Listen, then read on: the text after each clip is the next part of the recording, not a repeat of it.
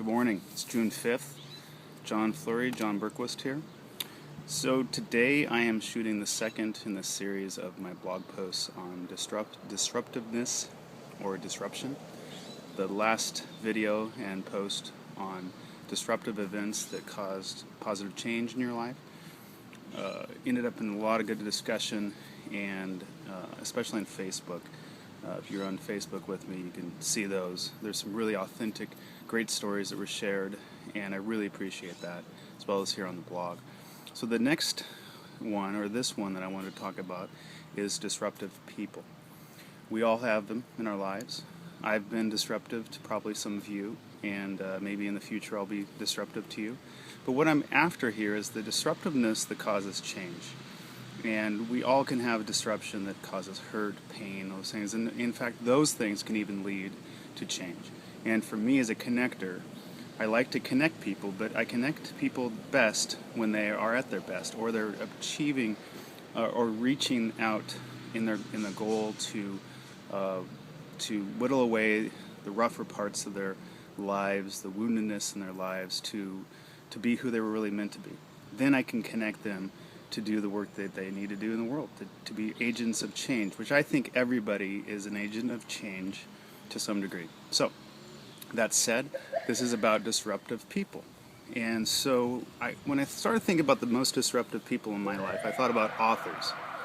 And someone's getting disrupted right now. So anyway, authors that I thought about, probably one of the most disruptive people that I've actually met in real life, but was first impacted by his writings, was John Eldridge. And there's a great chapter in this book, his latest book, called Beautiful Outlaw, talking about the disruptiveness of Jesus.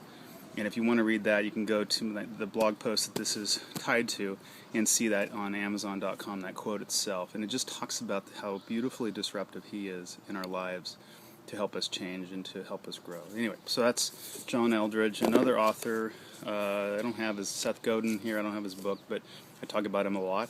But he's very disruptive. If I'm hit a wall or something, I go find something he's written, and usually within a couple chapters or a couple sentences or a couple blog posts, it's kind of a smelling salts and gets me back on track. Someone who I met, or didn't meet, actually I've met online but haven't met in person, is Hugh McLeod, who's gapingvoid.com online. And he's just this awesome cartoonist. You can see one of his cartoons there. And I get his emails just about every day, and he shares a really cool cartoon. Some are funny, some are really off color that I don't get, or just not off color, but I just don't get. But I do, most of them really hit home, and he disrupts either a pattern I'm in or a thought that has kept me stuck. And his book, Evil Plans, is one I just finished and really enjoyed. And he has, his first book, I think, is Ignore Everyone. And he just released a new one. I just totally forgot that. Probably something I've thought about a lot lately is Steve Jobs. I love Apple products. But the man himself, boy, I'm a little more than halfway through his biography. And it is a interesting read, because he probably was one of the most disruptive people of our latter part of the century. And he could be mean, he could be nasty, but I think with anything creative, anything really innovative, there takes a disruption to till the soil, to break things from what they used to be and expose what they could be. And I think Steve Jobs did a great job pun there, with that. And so he's someone I thought about. I also have a group of disruptive folks that I walk with daily, a group of men that I've been with for about 8 years now, that I speak with and lead with on a men's ministry. And each of these guys, we call it a band of brothers, they don't hesitate to tell me the things that need to be whittled away in my life, things that they see as not characteristic of who I am, because they know me best. And so having those men in my life for 8 years has changed me so much, and it continues to change me. So that's the post for today.